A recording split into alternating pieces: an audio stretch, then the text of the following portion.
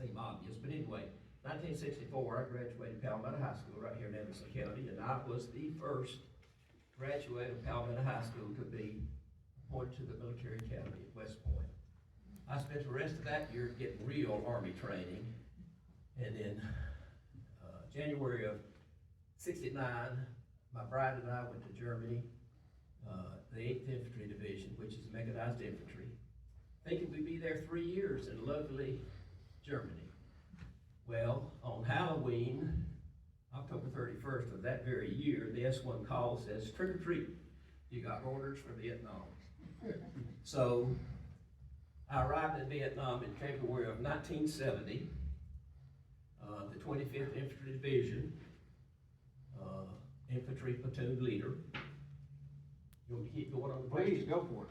Okay, I was gonna follow Tom's questions, and you cut me off if I get carried away. Well, we only have this till 5, so.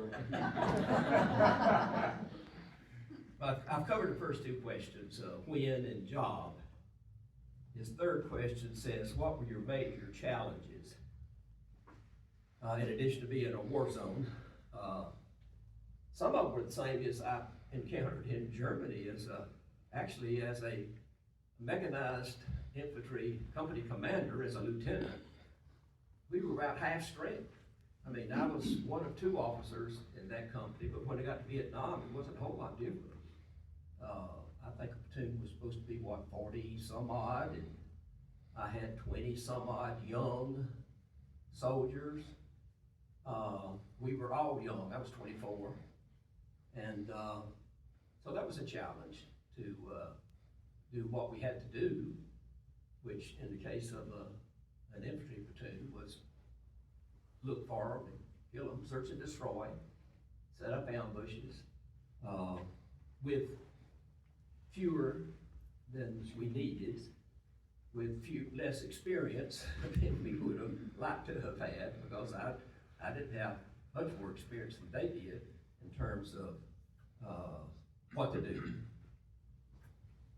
His fourth question says, what were some of the more memorable moments in my experience in Vietnam? I'll share a lighthearted one first, then we'll get serious. A lot of what we did was set up ambush locations in the twilight of the evening and be ready for the dark time. So on one particular ambush site, we were scattered out. You know, I had at least 2 troops in various locations. And of course, it's supposed to be quiet and no lights, and, you know, supposed to be where the enemy will not see you and sneak up and you'll take care of business. So about halfway through the night, we had little radios and we could talk amongst the position, and I get a call from a young troop. His partner at that site just swore he had been stung by a scorpion and was gonna die. I needed to call a medevac. Well, you know, you don't call a medevac in on an ambush site, especially if it hadn't sprung yet. So I'm thinking, surely he's not gonna die.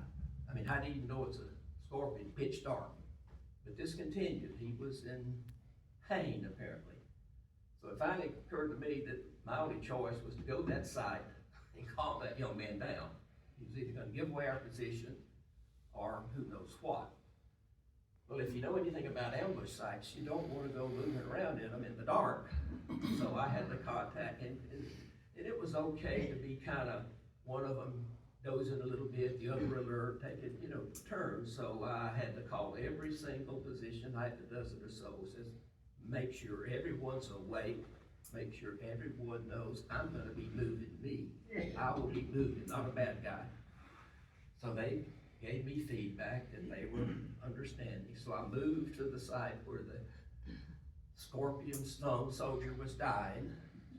And well, I don't know if you remember this, but in the sea ration kits we would get, and this is the food, we'd get little, you know, accessories. One of which was a small pouch of beech nut chewing tobacco, about enough for one chew, which is what my granddad chewed. And I had a little packet of 2 or 3 cigarettes, and I'd always swap the cigarettes for the chewing tobacco. I didn't smoke, but at the time I didn't shoot. But anyway, I remember my granddad taking a chalk, chewing the pack, put it on bee stings, wasp stings, according to him, to draw the poison out. So that's what I did with this young troop. It was somewhere on his hindquarters that he supposedly got stung. So I slapped a big wad of beech nut chewing tobacco there and told him the story that he was gonna live and stayed until he calmed down. But anyway, that was memorable for just, you know, a lighthearted reason. But I guess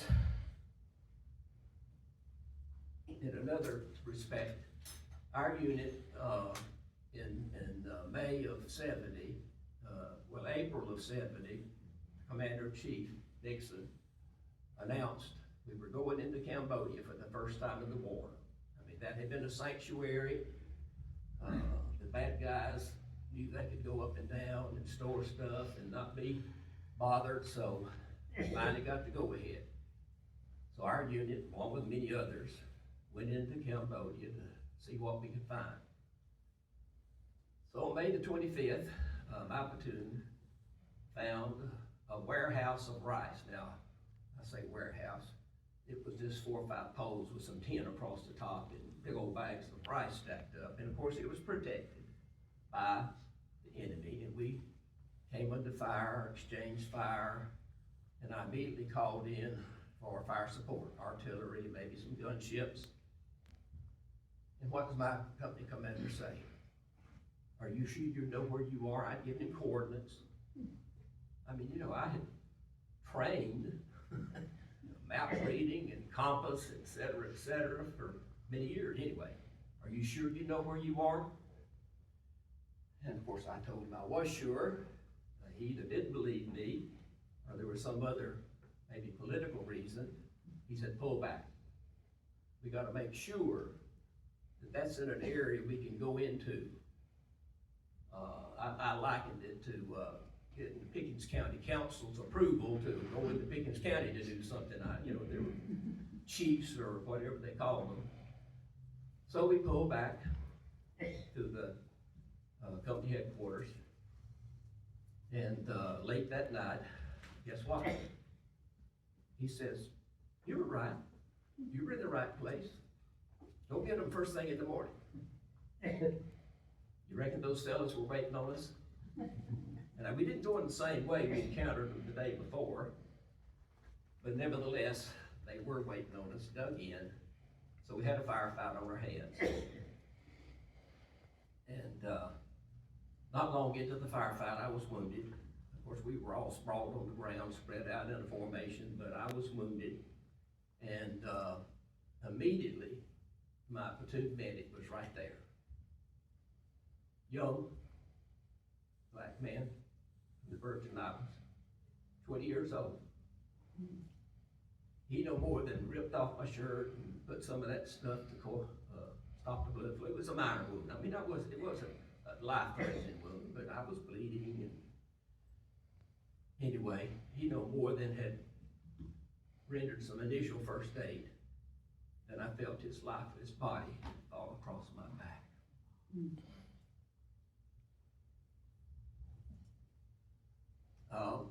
One of the things Tom does, it's set by Lark, that I admire, is he hangs dog tags of veterans. I don't think they all have to be deceased, do they?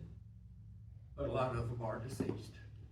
And so he has prepared for me a dog tag for Corporal John A. Wheatley, K.I., May the 26th, 1970.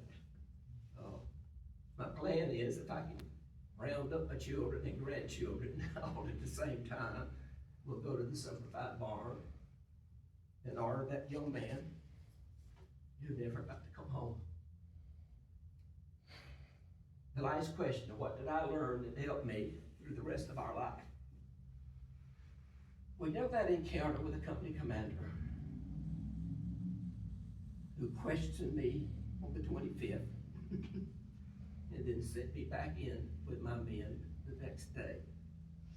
You know, that's a good example of, I guess, our nation and generally government bureaucracies, you name it. We have to contend with it to some extent, but we also have to, you know, be confident in our own abilities. When we think we're right or doing the right thing. I was medevaced out. It was a short tour. I ended up only being there 3 months. But went on to serve a total of 20 years in the Army, and I'm proud of that. But all along the way, number one, as a senior, say, officer responsible, I tried to be very careful and not micromanage or not doubt or, you know, fail to trust subordinates. And that was a lesson.